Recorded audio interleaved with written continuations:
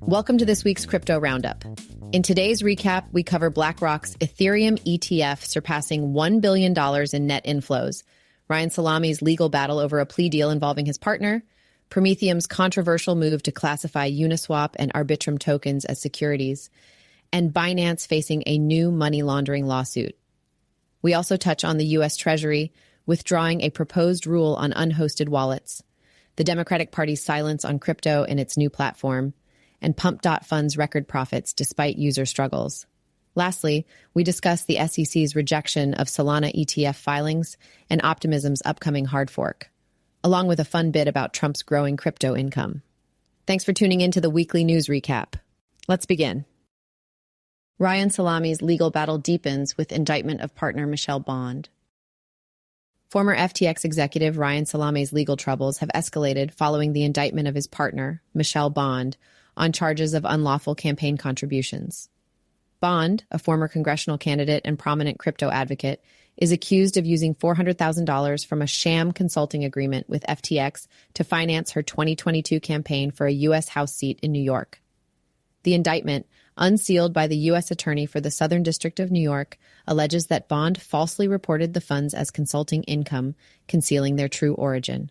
Salame, who pleaded guilty last year to campaign finance violations and operating an unlicensed money-transmitting business, claims his plea deal was based on assurances that the government would drop its investigation into Bond. However, prosecutors have resumed their probe, leading Salame's lawyers to request either the dismissal of Bond's indictment or the vacating of his own conviction. Prosecutors deny any wrongdoing, stating they clearly communicated that Salame's plea would not shield Bond from further investigation. The case has drawn significant attention due to Salame's ties to FTX, and the court is set to hear arguments on September 12th. BlackRock's Ethereum ETF surpasses $1 billion milestone. On Tuesday, BlackRock's iShares Ethereum Trust, ETHA, became the first U.S. spot Ether ETF to exceed $1 billion in net inflows. The milestone follows a notable $26.8 million surge in inflows on Tuesday, solidifying BlackRock's leading position in the Ethereum ETF market. ETHA's success highlights BlackRock's dominance, far outpacing competitors like Fidelity's FETH, which has garnered $375 million in inflows, and Bitwise's ETHW with $310 million. In contrast, Grayscale's Ethereum Trust, ETHE, has faced challenges, experiencing substantial outflows totaling $2.5 billion, leading to a net negative inflow of $458 million, most likely due to Grayscale's high management fees. Also, BlackRock surpassed Grayscale in total assets under management for its crypto ETFs, now holding over $22 billion, making it the largest crypto fund manager, according to Arkham. Prometheum Sparks Controversy by classifying Uniswap and Arbitrum tokens as securities. Prometheum, an SEC-registered crypto platform, has ignited debate by declaring its intent to classify Uniswap's Uni and Arbitrum's ARB tokens as securities, alongside Ether. The move, which aligns with the SEC's contentious stance against crypto, is seen as a bold step amid widespread industry pushback. As Prometheum prepares to fully launch its custodial services in September, critics argue that the firm's strict adherence to the SEC's position could stifle innovation. Many in the crypto community view the SEC's classification of these tokens as overreach, but Prometheum defends its approach as essential for providing a secure, regulated environment for digital asset investors. This decision places Prometheum at odds with much of the industry, where legal battles continue over whether such tokens should be treated as securities. Crypto lawyer Austin Campbell posted on X, Uni should pass a community governance proposal to burn all UNI tokens traded through or in custody with Prometheum. Eigen Labs employees bypass airdrop bans. Eigen Labs, the developer of EigenLayer, is facing scrutiny after a CoinDesk report showed that its US-based employees bypassed restrictions to claim tokens from projects like Renzo and Ether.fi. Despite these projects explicitly barring US residents from participating in their airdrops due to regulatory concerns, blockchain data indicates that wallets linked to several Eigen Labs employees, including top executives, successfully claimed substantial amounts of tokens. The revelation has sparked ethical questions within the industry, as Eigen Labs itself has employed geofencing and other measures to block U.S. users from its own airdrops. Binance and former CEO CZ face new money laundering lawsuit. Binance and its former CEO, Changpeng Zhao, are at the center of a new class action lawsuit facing allegations of negligent compliance practices that allegedly enabled money laundering on the platform. Filed in the U.S. Western District Court of Washington, the lawsuit is spearheaded by 3 crypto investors who claim their stolen assets were laundered through Binance. The plaintiffs argue that Binance's lax approach to anti-money laundering and know-your-customer protocols made the platform a favored tool for criminals. They allege that Zhao prioritized rapid growth and profits over legal compliance, turning Binance into a hub for illicit activities. U.S. Treasury withdraws proposed rule on unhosted crypto wallets. The U.S. Treasury Department has quietly withdrawn a controversial proposed rule that would have imposed strict reporting requirements on unhosted crypto wallets. Originally introduced by the Financial Crimes Enforcement Network in 2020, the rule sought to mandate that banks and money service businesses report transactions involving digital assets held in self-hosted wallets. Crypto advocates criticized the proposal as an overreach, arguing it would infringe on financial privacy. The rule's withdrawal, announced in the Federal Register, was welcomed by the crypto community as a significant victory for user privacy and the industry's regulatory efforts. Democratic Party platform omits crypto amid industry concerns.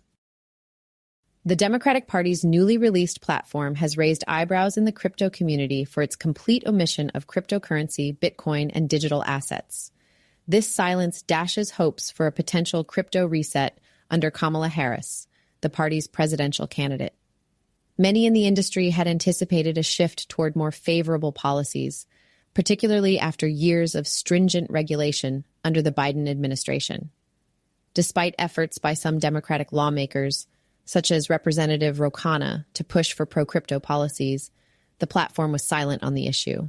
In contrast, the Republican Party, led by Donald Trump, has openly supported crypto, highlighting the stark difference between the two parties as the 2024 election looms.